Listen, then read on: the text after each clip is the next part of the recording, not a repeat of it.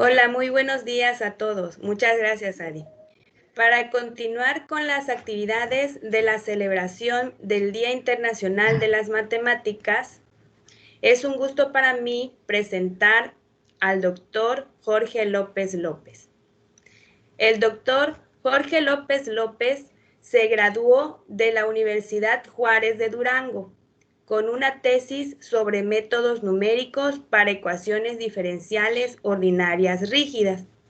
Posteriormente realizó su maestría en Ciencias Matemáticas en la UAM Iztapalapa, realizando una tesis sobre solución numérica de ecuaciones diferenciales parciales, usando principalmente el elemento finito. Continúa así su preparación académica realizando un doctorado en la UAM Iztapalapa, pero esta vez realizando una tesis sobre optimización y control de ecuaciones diferenciales ordinarias y parciales con aplicaciones al estudio de campos de velocidad y al diseño de unidades de memoria criogénica. Es profesor investigador de la Academia de Matemáticas de esta división de la UJAT desde 2005 y hoy nos va a presentar su conferencia titulada Aplicación de gradiente conjugado para encontrar la descomposición de Helmholtz. Bienvenido, doctor Jorge. Muchísimas gracias por participar en estas actividades del Día Internacional de las Matemáticas. Muchas gracias. Adelante, doctor. Bienvenido. Muchas gracias. ¿Sí me escucha? ¿Sí me escuchan? Sí, muy bien. Ok, voy a compartir mi pantalla.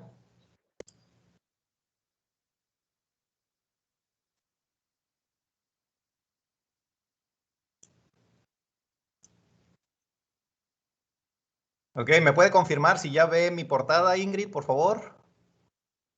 Sí, se ve muy bien, doctor. Muchas gracias. Adelante. Ok, pues primeramente quiero agradecer al comité por la invitación y por la organización de este evento. Y también agradecer a los asistentes, que son bastantes, y creo que hay bastantes estudiantes. Entonces, pues eso es un gusto. Y como ya lo dijo Ingrid, pues voy a tratar de compartirles las ideas que yo considero principales en la aplicación de gradiente conjugado para encontrar la descomposición de Helmholtz. ¿Sí? Entonces me voy a concentrar en tratar de describir las ideas principales, y yo creo que el costo de eso va a ser que no voy a hacer nada técnico. Y aquí nada técnico no significa para nada ser rudo, ¿vale? Es en aras de que pueda yo comunicar las ideas que considero principales. Entonces, para ese fin, he dividido mi presentación en 3 secciones. En una les voy a platicar o les voy a repasar para algunos lo que es gradiente, las ideas básicas de gradiente conjugado, ¿sí? Y la segunda sección les voy a platicar a grandes rasgos lo que es la descomposición de Helmholtz. Y por último, pues voy a juntar todo eso para presentarles una metodología para encontrar la descomposición de Helmholtz precisamente aplicando gradiente conjugado. ¿Sale? Entonces, pues iniciamos. En esta primera sección, el personaje principal es un sistema de ecuaciones algebraicas lineales de la forma AX igual a B, donde A es una matriz simétrica y definida positiva. Y B es un vector en Rn, pues dado, ¿no? La matriz A y el vector B son dados, y lo que queremos encontrar es un vector X, pues que haga cierta esa ecuación. Pues la mayoría de los que estamos aquí conocemos muchos métodos para resolver un sistema de ecuaciones lineales. Sin embargo, aquí voy a describir lo que es el método de gradiente conjugado para resolver este problema. En ese sentido, el método de gradiente conjugado, pues es un método iterativo para resolver este problema. ¿Sí? Un método iterativo significa que vamos a adivinar o a dar un valor X0 en Rn que de alguna manera sepamos que pues tiene que ver con el problema, o sea, que está cerca de la solución. Y luego el método en sí, el método de gradiente conjugado, pues nos va a dar unas reglas con las cuales construir una siguiente aproximación que le vamos a llamar X1, y luego ya teniendo X1, con las mismas reglas que dice el método, vamos a construir un X2, etcétera, etcétera, de tal manera que construyamos una sucesión de vectores X0, X1, X2, Xn, que converja, nos gustaría que convergiera a la solución de este problema. ¿Sí?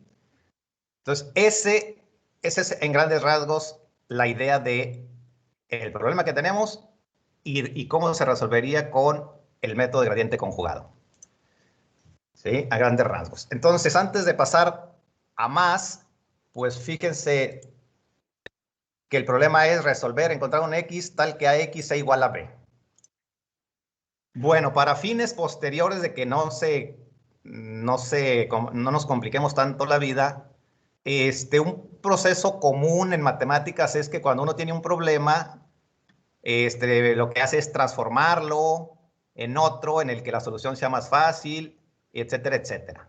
Aquí es común, bueno, en la plática va a ser común que el problema que tenemos lo vamos a convertir en otro más débil, es decir, que no es tan exigente. Aquí tendríamos el problema número 2, que sería debilitar el problema número 1. Y lo único que estamos haciendo es que como teníamos AX igual a B, pues multiplicamos los dos lados por producto punto por otro y ese Y pues lo movemos o lo dejamos que se mueva sobre todos los vectores en Rn. Entonces obtenemos este. La ecuación que teníamos la multiplicamos en los dos lados por Y, producto punto, y entonces tenemos otro problema. Este problema sería un problema debilitado asociado con el problema 1. ¿Sí? Entonces, un problema original, el 1, le hacemos cosas de matemáticas, de tal manera que sepamos que eso pues va siendo cierto. Entonces, la solución del problema 1 resuelve el problema 2. Pero una parte interesante aquí es que si sabemos que el problema 1 tiene solución única y el problema 2 tiene solución única, entonces son la misma. Son la misma. Pero hay otra cosa interesante aquí en los problemas de tipo 2, que puede haber casos en que el problema 1 no tiene solución y el problema 2 sí. Entonces, en cierta manera, pues el problema número 2 contiene como que a más soluciones que las que contenía el problema 1, por eso se llama un problema debilitado. Y en las aplicaciones de matemáticas es común, en lugar de trabajar con el problema 1, pues trabajar con el problema 2, con un problema debilitado, y luego probar que la solución es la misma, o bajo qué condiciones la solución del 2 es la misma. Porque lo que uno resuelve es el 2 en la práctica, ¿no? En los problemas complicados. Ok, entonces aquí pues les enfatizo que tenemos una matriz A simétrica y definida positiva en Rn, y estos corchetes, o sea, las operaciones que están aquí en esta ecuación, pues es el producto punto en Rn. ¿Sí?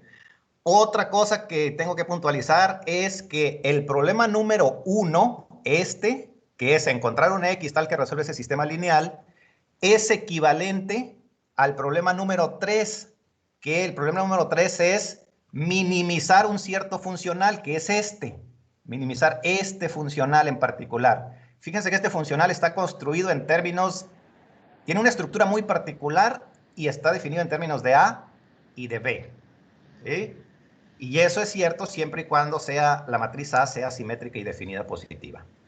¿Qué ventajas tiene esto? Bueno, el problema número 2 es que nos va a simplificar la vida para lo demás, para las demás secciones. El problema número 3 tiene la ventaja de que podemos imaginarnos ahora algo, ¿no? En lugar de pensar en el problema número 1, en el problema número 1, que pues que así, si nos lo dan así nada más, pues no tiene como que en qué pienso, ¿no? Geométricamente. Pero sí tiene ya un problema de minimización. Si es una función, por ejemplo, de R2 en R, pues ya me la puedo imaginar. Por ejemplo, si es un problema de minimización, pues tiene que ser como un conito, ¿no? Tiene que ser como un conito y quiero encontrar el X en donde se da el punto más bajito.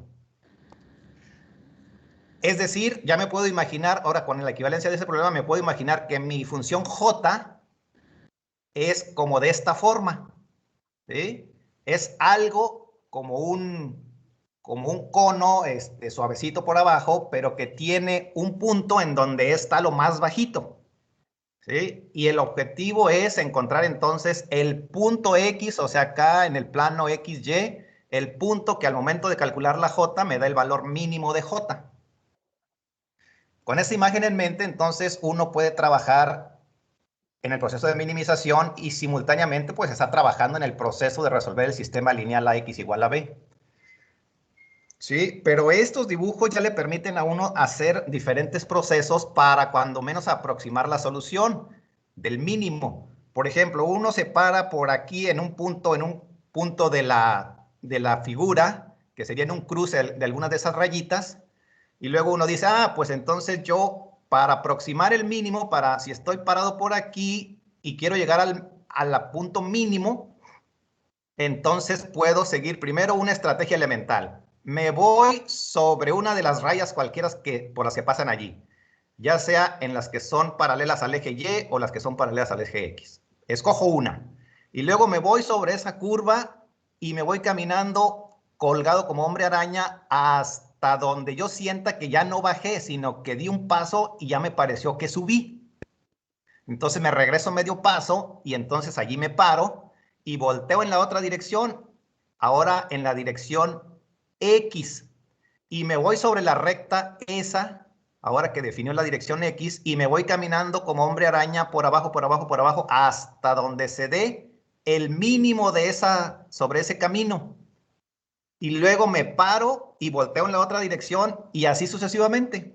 ¿Estarán ustedes de acuerdo que eventualmente, pues, podría yo hacer, si el problema no es muy feo, pues podría yo acercarme al punto donde se da el menor valor mínimo? Pero lo que andamos encontrando son los valores acá abajo, ¿no? Los valores acá abajo.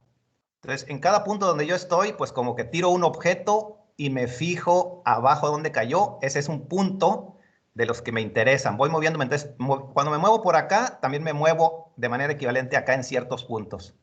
Pues esos puntos son los que me interesan realmente, son los que van a dar aproximaciones para mi solución.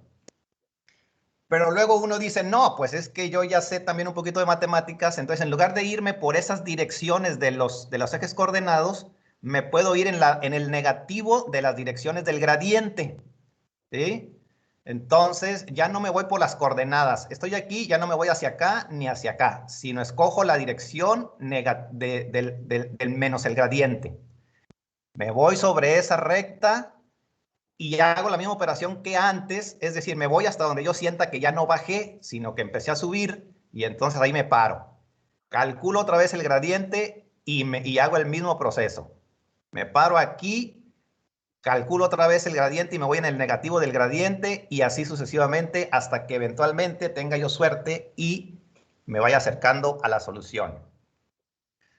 Pero la técnica que les quiero platicar ahora tiene que ver con esta última. Dice, ¿será que hay direcciones, un número mínimo de direcciones en las que no sean ni la dirección por las coordenadas ni dirección del gradiente, de tal manera que yo en n pasos, en n direcciones, llegue al bueno, llegue a la solución? Y entonces la respuesta, cuando menos en teoría, y si pudiéramos hacer los cálculos de manera exacta, pues nos la da el método de gradiente conjugado. Es decir, ese método nos permite calcular, si estamos en Rn, pues n direcciones, de tal manera que si vamos minimizando en esas direcciones, en n pasos llegaremos a la solución exacta. ¿Sí? Entonces, pues el asunto es calcular esas direcciones, minimizar, o sea, irme sobre él y pararme donde ya sentí que ya no bajé, ¿sí? Ese es el método de gradiente conjugado. Está demostrado que sus propiedades de convergencia, etcétera, etcétera, pero no voy a hablar mucho de eso, sino que me voy a pasar a esta. Miren, en cada paso, una vez que tienen ustedes una dirección y que se van caminando hasta donde sientan que bajen, pues estarían como que si ustedes abstraen ese proceso sí, estaría en un problema de RNR. Estarían minimizando una función así, que es el hilito que corresponde al segmento o a la sección del cono restringido a la recta en turno, a la dirección en turno. Entonces, estarían ustedes por aquí parados y tienen que irse caminando, caminando, caminando por aquí, por aquí, por aquí, por aquí, hasta que lleguen al punto mínimo de aquí. Allí se paran y tienen que cambiar de dirección. Bueno, ustedes estaban parados aquí, abajo en el dominio equivalen a estar parados aquí, y cuando llegaron a este punto equivalen a estar aquí. Entonces, de aquí se tuvieron que mover hacia acá, abajo en el dominio. Bueno, a esta distancia que se tuvieron que mover, le vamos a llamar alfa m. Y eso lo vamos a hacer en cada paso. Bueno, con eso en mente, pues les presento aquí el algoritmo de gradiente conjugado para algebrizar ese proceso. ¿Sí? Y consta de 3 pasos principales. ¿Sí? Allí lo tienen ustedes en la pantalla. Me voy a limitar a comentarles que aquí hay operaciones, lo único que tienen que hacer es operaciones elementales con vectores en Rn. Tienen que multiplicar matriz por vector. Tienen que saber multiplicar matriz por vector. Tienen que usar el producto interno o producto punto en Rn. ¿Sí? Y este alfa m, pues ya se los platiqué, es la forma algebraica de calcular los alfa m que tenemos que avanzar de un punto hasta llegar al otro. Así se calculan algebraicamente. ¿Sí? Se pueden, o sea, esta es una fórmula exacta. Luego, el punto nuevo está dado con esta formulita. ¿Sí? Es la ecuación de una recta. Está definido por la ecuación de una recta en forma vectorial. Este es un cálculo adicional. Pero lo importante aquí es cómo calculo el alfa m y cómo actualizo a mi siguiente punto. Una vez que yo llegué a un segundo punto, tengo que calcular la siguiente dirección, que no es ni el gradiente ni un eje coordenado, es una dirección conjugada. Es decir, que estas direcciones que vamos calculando con esta fórmula son direcciones conjugadas o ortogonales. Quiere decir que el producto punto, por ejemplo, si yo pusiera, no tengo aquí, bueno, aquí, no, es que son el mismo. Si yo pusiera aquí GM y acá coma A, bueno, si pusiera aquí GM y esto diera 0, entonces GM y DM serían direcciones conjugadas o ortogonales. ¿Sí? Tienen esa propiedad. Entonces son direcciones ortogonales. Este es el algoritmo. Esas son las operaciones básicas y les resalté las operaciones que, pues, más importantes. Producto punto, suma resta de vectores, multiplicación de matriz por vector. Esas son todas. ¿Sí? Bueno, con eso en mente, debo enfatizar que entonces el algoritmo de gradiente conjugado involucra solo operaciones elementales en Rn y estamos trabajando en un espacio vectorial, que es Rn. Se tiene un producto interno, o sea, es necesario tener un producto interno. Y algo que para algunos estudiantes no sea muy claro todavía, porque pueden estar en los primeros semestres, allí está metida una transformación lineal, que sería, esa transformación sería T de W es igual a A multiplicado por W. Es decir, ¿qué le hace una transformación a un vector W en Rn? Pues lo multiplica al W, lo multiplica por A y el resultado, pues eso es lo que le asigna la T al W. Esta es una transformación lineal. ¿Sí? Bueno, que no se les olvide eso porque eso les va a simplificar la vida. Bien, entonces paso a lo que es las ideas básicas de la descomposición de Helmholtz. Entonces, fíjense, dado un campo, aquí un campo vectorial U, un campo vectorial es un conjunto de flechitas, en este caso, y para ilustrarlo, en R2. En cada punto de R2 asignamos una flechita. ¿Sí? En cada punto de R2 asignamos una flechita. Ese es un campo vectorial. Y debe estar definido para nuestros fines en un dominio de R2 aquí. Podría también estar en R3, etcétera, pero aquí vamos a estar, todo lo que diga va a estar, como los dibujos van a estar restringidos a R. Entonces, aquí está definido en este dominio que le llamamos W. Este es un dato, este es un campo dado. Y el objetivo, el problema de descomposición de Helmholtz, aquí me faltó una H, consiste en encontrar dos campos, US y UP, de tal manera que US más UP me den este. Es decir, es como un problema, es como si esto fuera una matriz, eso sería una factorización, como que algo similar a una factorización o una descomposición de espacios vectoriales, ¿no? Entonces, este es el dato, este es dado. Y lo que queremos es encontrar dos campos vectoriales en el mismo dominio, uno US y otro UP, de tal manera que la suma de estos dos, me dé el dato.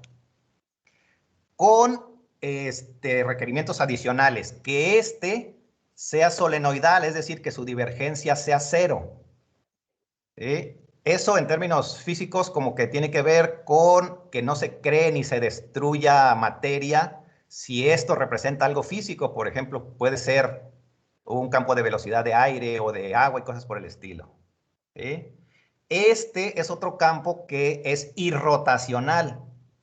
Es decir, que su rotacional o su curl es cero. Es decir, este se permite que tenga como que remolinos y este no se permite que tenga remolinos. ¿Sí? La suma de estos dos debe ser este. Ese es el problema. Y la idea, pues, es aplicar gradiente conjugado para, dado encontrar estos dos. Bueno, me regreso tantito. Otra cosa que tengo que mencionar aquí es que este UP, bueno, de hecho, si el campo original está en un espacio vectorial particular, que geométricamente podemos decir lo que es suficientemente bonito, entonces esta descomposición es única. Y de hecho este campo, el irrotacional, es el gradiente de una función escalar de R2 en R. ¿Sí? Este es un campo gradiente. Este es un campo gradiente. ¿Vale? Entonces, si el campo U es suficientemente bonito, esa descomposición existe y es única. Uno de los primeros resultados que se conocen pues son estos que son una manera de calcular esos campos, como que de manera teórica calcular esos campos. Por ejemplo, el campo solenoidal US puede ser calculado como el curl de una función escalar phi que resuelve este problema elíptico. ¿Sí? Entonces hay que resolver un problema elíptico y luego calcularle su curl. Con eso se calcula, o esa es una forma de calcular US. El otro campo, el UP, se puede calcular como el gradiente de P, que es algo que ya les mencioné, es el gradiente de una función escalar P, donde P resuelve otro problema elíptico. ¿Sí? Eso es un resultado bastante, que ya tiene bastante tiempo. ¿Sí? Eso, pues ya uno puede resolver, es una forma de resolverlo. Si uno sabe resolver problemas elípticos, pues lo resuelve y ya tiene los campos. Entonces, en este contexto, pues yo quiero resolver numéricamente el siguiente modelo. Esta es la ecuación de la descomposición de Helmholtz. Esta es lo que debe cumplir el campo solenoidal. Su divergencia debe ser cero. La UP, el campo irrotacional, debe ser el gradiente de una función escalar. Y una condición extra que es el campo solenoidal por el vector n es igual a 0 en una sección de la frontera de omega. ¿Sí? Con la frontera de omega formada por dos partes disjuntas, que es gamma d unido con gamma n. Entonces, aquí pues aparece nada más gamma n, pero ahí tenemos otro pedacito de gamma d. ¿Sale? Entonces, ese es el modelo que quisiera yo resolver. Y pues mi idea es resolverlo con gradiente conjugado. Entonces, déjeme ver qué tanto llevo. 10:33. Ok. Entonces, agarro mi ecuación básica, la primera de la anterior, y una forma de escribirla es U menos US es igual a UP, ¿sí? O U menos US gradiente de P, esas son cosas que ya dije. Pero entonces voy a debilitar el problema. Este es el problema que tendría yo que resolver junto con las otras ecuaciones, ¿sí? Divergencia cero, etcétera, etcétera. Pero esta es una ecuación, esto es una ecuación, es parte del problema, es como que un problema, ¿no? Es un problema. Lo voy a debilitar bajo unos supuestos, por ejemplo, que P sea cero, pues para empezar, que P sea cero en gamma D y Bn sea igual a 0 sobre gamma n. Y entonces multiplico esta ecuación por esta B y luego los integro en omega y entonces me da esto. Este es un problema debilitado con respecto a este. ¿Sí? ¿Estamos? Entonces fíjense bien en la ecuación. Ahora este es el problema debilitado con respecto a este, pero vean la estructura. Y entonces pues lo pongo otra vez aquí para seguir haciendo cuentas. Entonces puedo resumir en que el par US y P, US y P, resuelven esta ecuación. Es la misma que tenía yo antes, nada más la puse aquí para que no estar cambiando de lámina.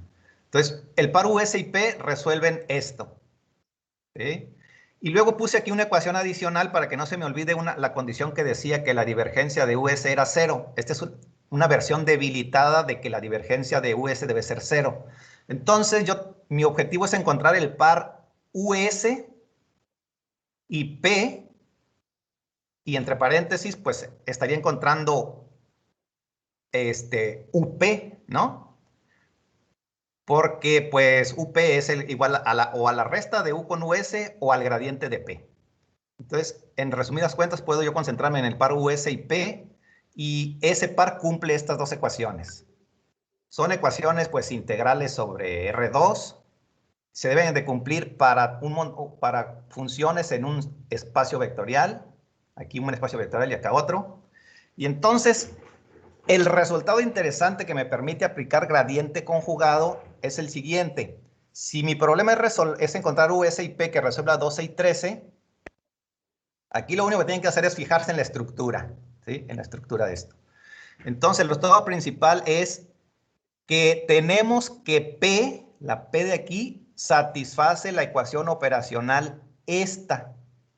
Es decir, AP igual a divergencia de U, donde A es un operador que va de L2 en L2, definido por las ecuaciones 15 y 16. Es decir, ¿qué le hace? Yo tengo que decir qué le hace a un mu que esté en L2.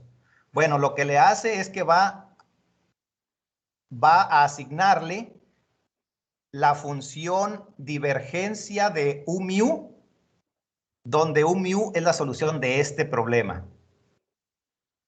Y lo único que tienen que observar aquí es que este problema es de la misma estructura que este. ¿Sí? Es de la misma estructura que este, nada más que aquí pues si a esto lo juntamos y le decimos U mu, pues entonces tengo una estructura como este. Pero fíjense que lo interesante es que hemos definido un operador que va de L2 a L2, ¿sí? Y que he asignado un lado derecho, porque este es conocido, la U es conocida, entonces la divergencia de U es conocida. Sé que hace la a un elemento de L2 y tengo un elemento en la imagen, en L2, y entonces mi P que ando buscando es solución de esta ecuación, AP igual a divergencia de U. ¿Sí? Entonces, para enfatizar aquí, eso que estoy diciendo allí es que ustedes tienen aquí L2 y acá tienen L2. He definido un operador A que dice que a mu, de que a mu, aquí me faltó una mu, a mu es igual a la divergencia de U mu, donde U mu resuelve este problema. Entonces, si yo agarro aquí un mu, aquí me faltó un mu o una m, si yo agarro aquí una m, entonces ya sé a dónde me lo va a llevar acá, porque yo lo que hago es que meto la m aquí, resuelvo este problema y voy a tener um. Cuando ya la tenga, le saco la divergencia a y eso va a ser un elemento aquí. Entonces sé cómo actúa el operador A. Por otro lado, tengo un elemento acá en el lado derecho, que es divergencia de U. U es dato, entonces divergencia de U es dato. Lo conozco, aquí está. Entonces la pregunta es, bajo esta A, que ya sé cuál es su efecto, y que conozco este lado derecho, ¿cuál es el elemento acá que bajo A se va aquí? Bueno, la respuesta es que este elemento es P. Ese elemento es P. Ese elemento es P. ¿Sí? Eso es bastante fácil porque si ponen aquí a AP, o sea, de acuerdo a cómo se comporta esta A, si ponen aquí P, pues quiere decir que van a poner P aquí y luego aquí le va a salir divergencia de UP. Pero divergencia de UP, ¿cuánto vale? Pues debe ser la misma que divergencia de U, porque la divergencia de S es 0. Entonces es muy fácil. Aquí lo complicado es sacar el operador. Una vez que ya está definido, es muy fácil probar que AP es igual a divergencia de U. ¿Sí? Bueno, allí hemos definido ese problema entonces. Mi P resuelve a P igual a divergencia de U. Bueno, podemos probar, se puede probar que el operador A que acabo de definir así es autoadjunto y fuertemente elíptico, que no son más que las generalizaciones de los conceptos de simetría y de definido positivo que teníamos allá inicialmente. ¿Sí? Entonces uno dice, pues puedo probar, puedo tratar de adaptar el método de gradiente conjugado que tenía ya para encontrar una aproximación a P. Y lo único que tengo que hacer, pues es agarrar la misma estructura que va aquí, pero ahora tener en cuenta que los elementos con los que estoy trabajando no son vectores en Rn, sino son funciones en L2. Y que la A pues no es una matriz, es un operador, pero ya sé qué le hace al elemento que está aquí enfrente. Y puedo sumar elementos de L2, asignar elementos de L2. Tengo, bueno, de hecho espacio, estos L2, pues este sería el producto interno en L2. ¿Sí? Estos son elementos en L2, sería producto interno en L2, que conocemos un producto interno en L2. Y hacer las cuentas. ¿Sí? Y por supuesto que la duda sería, bueno, y si hago esa cosa, converge, el algoritmo va a converger, pues está ya aprobado en artículos y libros que ese algoritmo converge. Si lo hacemos, si resolvemos ciertos problemas que van a salir aquí de manera adecuada. ¿Sí? Pero la estructura es básica, esa estructura funciona. Ok, entonces... Pues aquí, enfatizando, podemos adaptar el algoritmo de gradiente conjugado para aproximar P, ya que tenemos un espacio vectorial que es un Bn, que de hecho no he enfatizado, no he dicho muchas cosas de Bn porque son bastantes cosas técnicas, pero de hecho es un espacio de Hilbert. Entonces, como tal, tiene un producto interno, ¿sí? Y L2, pues también tiene un producto interno.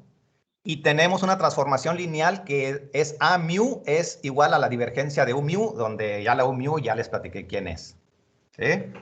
Entonces, también aquí lo único que hay que notar es que ahora el algoritmo de gradiente conjugado producirá una sucesión de funciones Pm que van de omega en R, ya no van a ser puntos en Rn. ¿Sí? Entonces, si yo en cada paso calculo o me da gradiente conjugado una función en R2, de R2 en R, y en el siguiente paso otra, entonces quiere decir que tengo una sucesión de funciones en L2, en R2 de omega a R, ¿sí? Que pues espero que converjan a mi P. Y entonces eso dice que si yo fuera capaz de guardar esas funciones en cada paso, pues tendría yo así como que un video del proceso. ¿Sí? Un video del proceso. Bueno, esto pues no está nada claro, pero está probado que la asociación converge a P y además simultáneamente podemos calcular US. Fíjense que el algoritmo S es para calcular P, pero se puede hacer fácilmente, se puede adaptar fácilmente para que simultáneamente se calcule US y por lo tanto también tenemos UP. ¿Sí?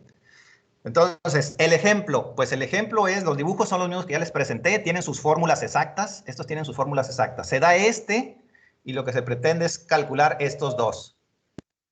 El algoritmo que yo les estoy presentando calcula o sea, así directamente calcula y la función escalar cuyo gradiente es igual a ¿Eh? Ok, pues he hecho andar el algoritmo y estas son las líneas de corriente, o sea, las trayectorias que haría una partícula si se soltara en ese campo vectorial, en el campo vectorial US. Este es el US, exacto y aproximado. ¿Sí? Para estas tenemos fórmulas, Y luego estas serían las gráficas de la P. Esta es la exacta y esta es la aproximada. ¿Sí? Aquí pues hay visualmente pareciera que no hay diferencia, pero aquí se ve, esta se nota aquí unos puntitos blancos, espero que ustedes los alcancen a ver aquí y aquí, que dice que esta función para abajo se pasó de -1, como que le cortó ahí unos pedacitos, y esta no se pasa de -1, entonces hay diferencias, ¿Sí? Entonces, esa sería la aplicación de gradiente conjugado. Para terminar yo, pues quisiera mostrarles un video de cómo, está el proceso. Mire, aquí armé un video con las funciones que va produciendo gradiente conjugado hasta converger a mi P. Entonces, espero que se vea. Ingrid, ¿se ve mi pantalla donde se ve dice presión numérica? Sí se ve, doctor, sí se ve. Ok, le voy a dar play.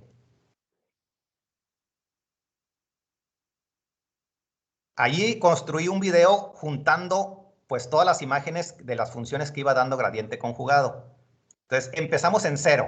Allí se vio un planito, empecé en 0. Lo que se le da inicialmente es el 0. Normalmente uno cuando no tiene idea de dónde empezar, pues le da la función 0 o el objeto 0 del espacio en turno. Y el gradiente conjugado tiene que ir haciendo su trabajo y irla adaptando hasta que converja pues al objeto en turno. Y esta fue la función, en este caso, pues dio esa función, ¿sí? En este caso dio esa función. Aquí estamos hablando, yo creo que algo así como, ya no me acuerdo muy bien, pero algo así como 50 iteraciones de gradiente conjugado. ¿Sale? Entonces, pues con eso termino yo y si tienen preguntas, adelante, trataré de contestárselas de la manera más platicada posible.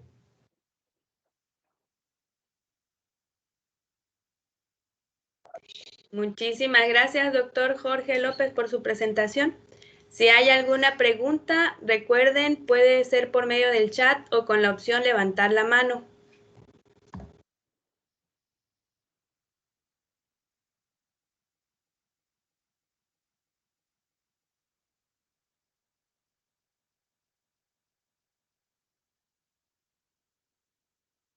Bueno, le toca a usted, Ingrid, hacer una pregunta.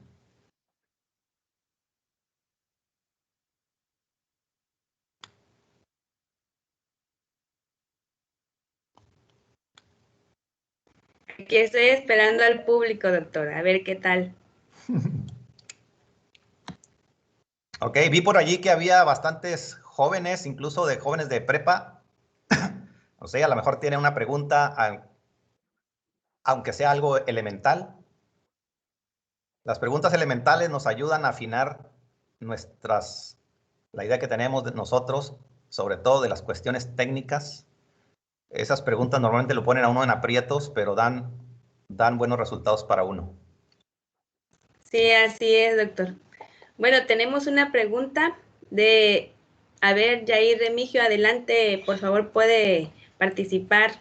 Abrir su micrófono con confianza. Hola, buenos días. ¿Qué tal, Jair? Yo sí tengo una pregunta. ¿Qué tanto de análisis funcional se necesita como para estudiar esto o cuáles son las materias sí, las materias de licenciatura que se necesitarían para para empezar a estudiar esto de gradiente conjugado y descomposición de Helmholtz? Bueno, lo que se necesitaría aquí, pues, es realmente algunos temas de análisis funcional, por ejemplo, lo de los espacios de Sobolev, y en particular aquí el resultado general que justifica todo lo que he platicado aquí sería un resultado que se llama el teorema de Lax-Milgram. ¿Sí? El teorema de Lax-Milgram que, pues, normalmente viene con análisis funcional. Y está definido en términos de espacios L2. ¿Perdón? ¿Y de cómputo, De programación o algo cómputo, así? pues, de hecho es algo muy elemental. Lo de programación es algo realmente muy elemental. Porque, pues, lo único que tendríamos que hacer aquí, lo complicado de aquí es, pues, imaginarte cómo vas a aproximar las funciones en L2, ¿no? Pero aquí las funciones en L2, pues consiste, para eso se hace una malla. De hecho, aquí en las figuras están cuadritos que hizo MATLAB, pero esos cuadritos los puede uno imaginar, pues que allá en el dominio abajo son cuadritos, cuadritos.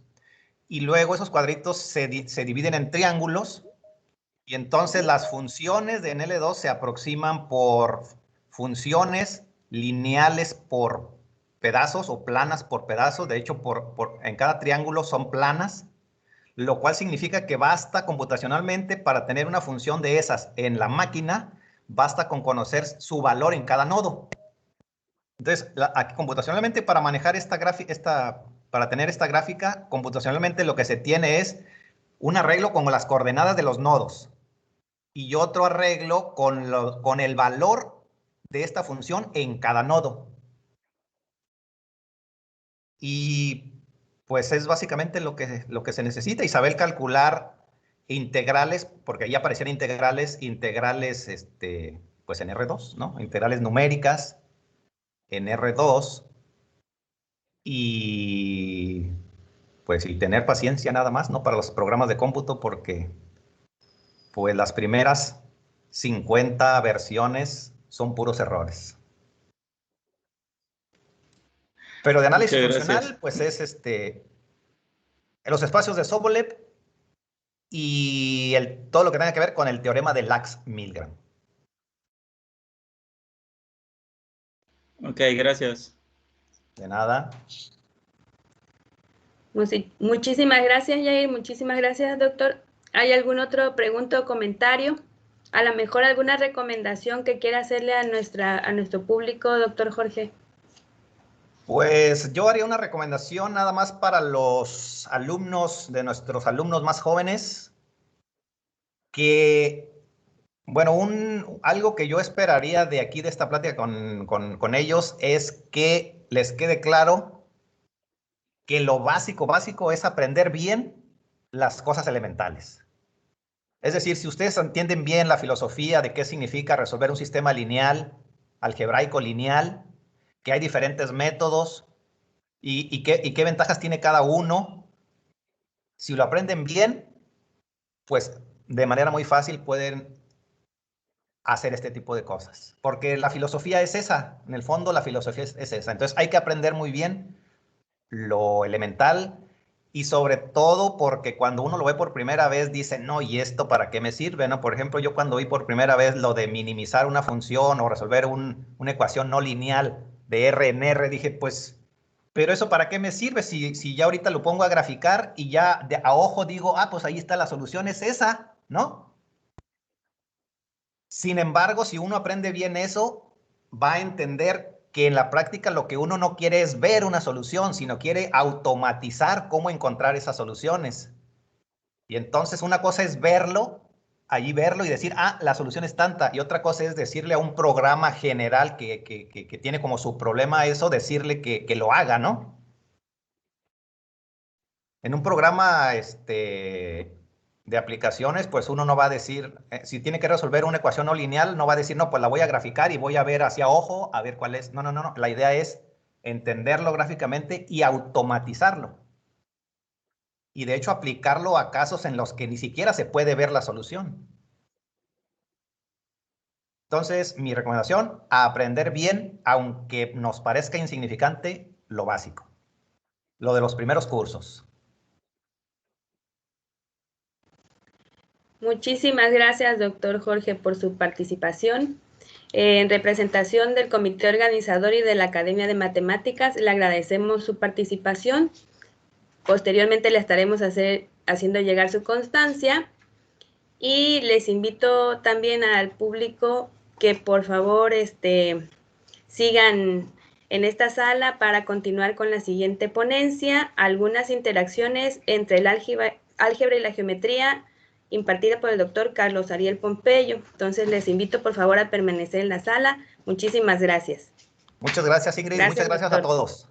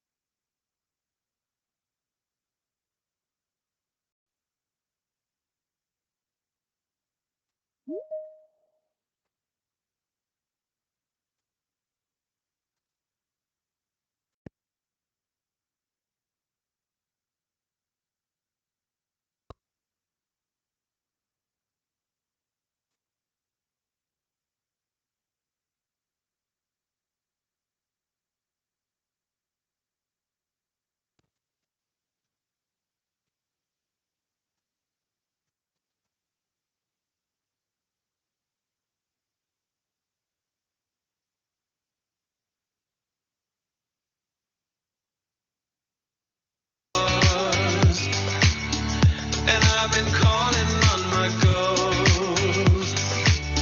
I put it to rest because I'm coming home.